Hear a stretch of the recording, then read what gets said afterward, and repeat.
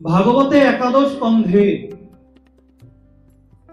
ভক্তির লক্ষণ বলা হচ্ছে। ভক্তের লক্ষণ, 5টা লক্ষণ থাকতে হবে ভক্তের।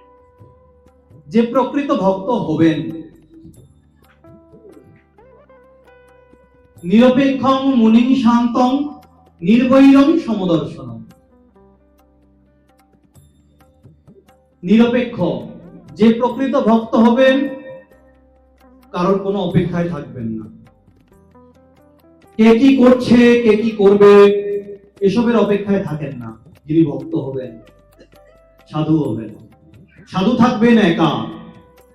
বর্ষনায় বিনোদ বাবা তিনি একাকিত্বের উপর খুবই জোর দেন। একা থাকবেন ভক্ত যিনি হবেন, সাধু যিনি হবেন।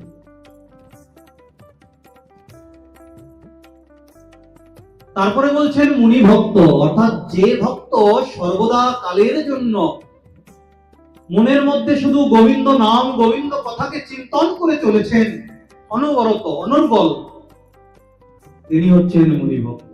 ভক্তের দ্বিতীয় লক্ষণ। ভক্তের তৃতীয় লক্ষণে বলছেন শান্ত ভক্ত। কিরকম? সেই রকম শান্ত ভক্ত যাকে প্রকৃতি নদীর তরঙ্গ। এই প্রকৃতি নদীর তরঙ্গ কোনগুলি? 6টা ঋতু। 6টা ঋতুর কথা বলা হয়েছে। কাম, ক্রোধ, লোভ, মোহ, মদ, মাৎসর্য। এই 6টা ঋতু যেই ভক্তকে স্পর্শ করতে পারে না তিনি হচ্ছেন শান্ত ভক্ত। ভক্তের তৃতীয় লক্ষণ। ভক্তের চতুর্থ লক্ষণে বলছেন নির্বৈরং, অর্থাৎ ভক্ত কাউকে উদ্বেগ প্রদান করবেন না এবং কারোর কাছ থেকে ভক্ত নিজেও উদ্বেগ পাবেন না। এই রকম যে ভক্ত, অর্থাৎ ভক্ত যিনি হবেন তিনি কাউকে কষ্ট দেবেন না এবং কারোর কাছ থেকে তিনি কষ্ট পাবেনও না। এই রকম যে ভক্ত তিনি হচ্ছেন নির্বৈর। তারপরে বলছেন সমদর্শন। সমদর্শনের দুটো পদ দেখিয়েছেন।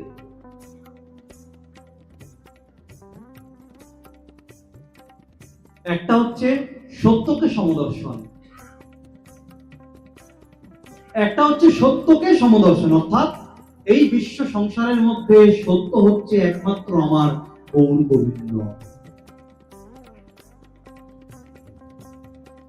আরেকটা পদ কি দেখাচ্ছেন সমদর্শনের? সকলের মধ্যে সমান দৃষ্টি, যেটা আমার মহাপ্রভু আমাদেরকে শিখিয়েছেন। ব্রাহ্মণাদি কুকুর চণ্ডাল অন্ত করি দণ্ডবত করিবে অভিমান। চণ্ডাল কুকুর সকলকে সমান নজরে দেখতে হবে। প্রত্যেকের মধ্যেই কিন্তু আমার গোবিন্দ তিনি বিরাজমান রয়েছেন পরমাত্মা রূপে।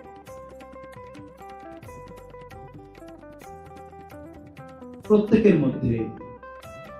এই হচ্ছে ভক্তের 5টা লক্ষণ।